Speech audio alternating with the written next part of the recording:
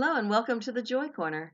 I'm Carol DeChaine, your intuitive spiritual guide for practical matters and Marconics multidimensional energy practitioner. Every week I bring you an I Am Affirmation to help you get in charge of that subconscious mind, figure out what it's doing to help you shift your beliefs that may not be working for you anymore. And this is just one tool that you can use. But I Am Affirmations are powerful and they're something that is an easy tool to use. Today, the I Am affirmation is I stand up for myself. Hmm, lots of people will. Sometimes people don't say anything when somebody's trying to be mean or nasty to them. They have put downs and they don't stand up for themselves. Also, other people who are trying to learn to stand up for themselves may have started over here and said nothing, and all of a sudden they're 0 to 100 in the opposite direction and they're kind of nasty back. And they say something really horrible instead of finding a way, which people do eventually, back towards the middle where you stand up for yourself, but you aren't obnoxious about it. Sometimes you might need to be, but generally you don't need to be. You can say, that's not acceptable to me. I don't want to hear that. Or you might just say, I don't need to ever talk to you again if you're going to talk to me like that. This is not, you're getting over the boundary line. You don't say things like that to me.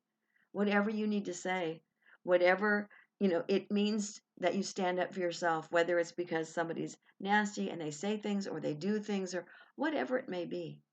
Know that knowing that you're deserving and that you're worthy of things makes it really easy to stand up for yourself if you aren't totally shy and just kind of standoffish where you don't want to say anything because you don't like confrontation. A whole other thing that might be it. You might know you're better than that, but the confrontation throws you off.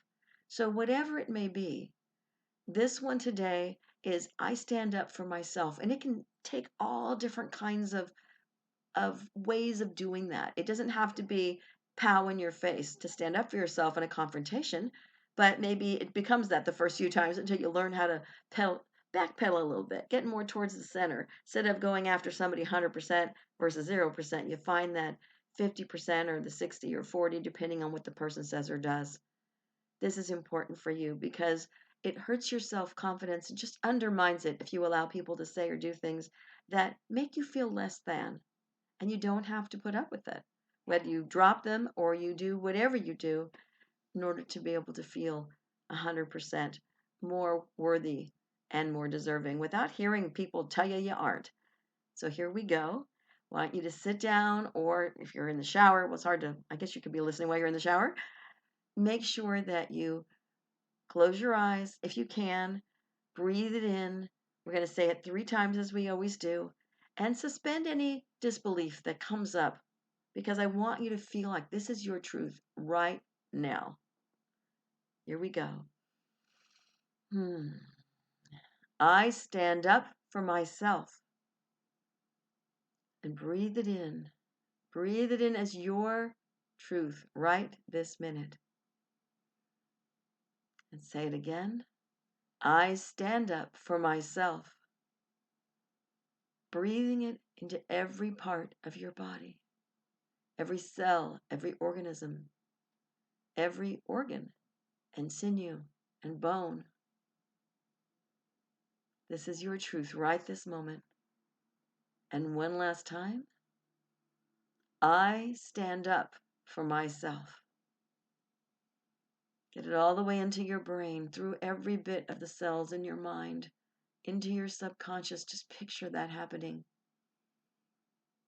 Picture it moving through, having the confidence to be able to say something when people may not be kind. Just breathe it in.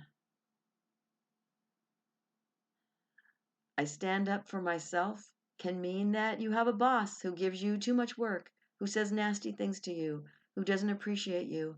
And instead of flying off the handle, maybe all you say is, don't I do anything that you appreciate about my job? Or are you having, I one time said to a boss, are you having a bad day? What's going on? You're not like this normally. What's going on? Of course, I'd worked for him for 20 years, so that made a difference. But he told me oh, yeah, you know me too well. This is what's happening. And then he opened up and told me what was going on. And then for some reason, telling me made him relax more and it made it easier to be around him because he went, oh, I didn't realize I was bringing it into the office. I'm just so tense because this thing is happening. And whether it was a horrendous thing or just a renovation of his house, he would get that way from time to time. A dear person, but he definitely had his issues.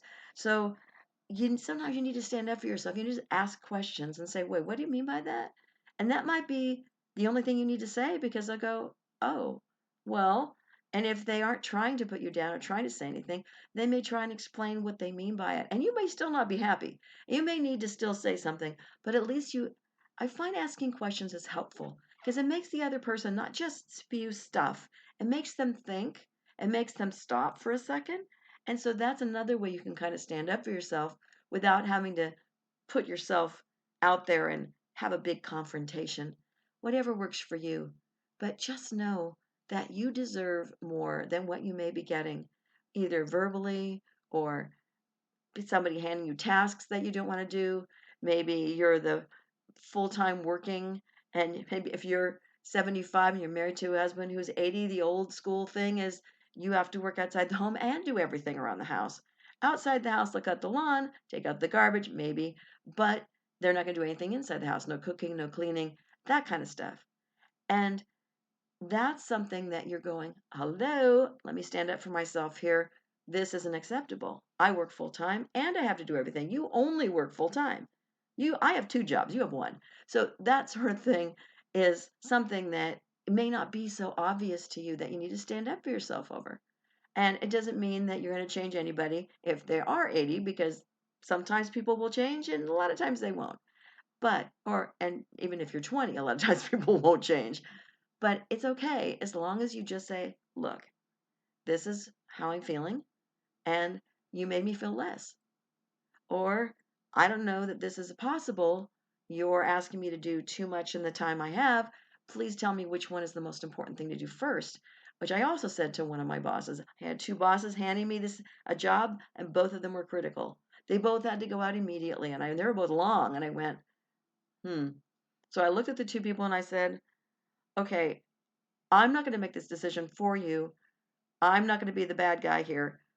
You two need to decide which job I need to do first. And one backed down immediately. And I was like, okay, thank you. And then I just sped through it, but it was long. And so it took a few hours. And I wanted them to know, hey, this is not going to happen. You decide. And there's all different kinds of ways of standing up for yourself. You don't have to just get in somebody's face. You can say it politely. You can do whatever you need to do. And sometimes it's a surprise of the reactions you get. Sometimes it's not so good, but a lot of times it's fine. It's like, oh, what did I mean by that? Or, I didn't realize that it was going to take so long to do that job, for example. I didn't know that you could possibly not do this and how many days it was going to take you to do it. Or that you have no time to yourself at all because all you're doing around the house, going back to that one, is that you're just working constantly. You're cooking constantly. If you have kids, you're doing all that constantly, and you may have, superwoman is what it used to feel like, super mom, and working and everything else. There's all kinds of different times and places when you might feel like you need to stand up for yourself. But first, you have to know that you deserve more and that you're worthy of being treated and spoken to in a certain way. And that can be a huge shift in a subconscious and conscious, sometimes, mind in order to understand that you deserve more. You deserve better. I know you do, and I hope you do as well. Thank you for joining me here today. I'm Carol DeChaine, and I hope if you enjoy what you're doing that you'll go ahead and subscribe to my YouTube channel and click on the bell notification so you know the next time that a video comes out. And if you'd like to know more about me, you can either listen to my podcast, Connect to Joy, connect the number 2, joy.